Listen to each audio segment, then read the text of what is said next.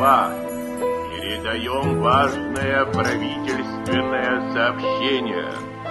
Сұм соғыс, бейбіт өмірге қайғы қасірет әкеліп, айналасына ажал сеуіп қана қоймай, айрандай ұйыған әлемді қараңғы қапас хаосқа бөктеріп кетті. Қанша бүлдіршін мен жасты ерте сейтті, нәзік жандыларды ерінен айырып, еріксіз мықты етті, қаншама ананы баласынан айырып, қанға қақсатты. Бүтіндей әулеттің түбіне жетіп, ошағын өшірді, ананы жесір, баланы жетім қалдырды. Апталдай азаматтарымыз қыршынан қиылып, аман қалғандар мүгедектің күнін кешті. Алайда тарихтың өзі дәлелдегендей, соғыссыз аман қалу, жер мен мүлік иелену, ұрпағы мен ошағын сақтап қалу, болашаққа үміт арту мүмкін емес.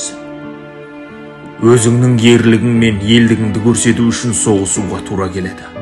Бір нәрсе ғана ақиқат, олардың отан үшін қан кешкен әрбір қадамы, жеңістің жақындата түскен әрбір күні ұмытылмайды.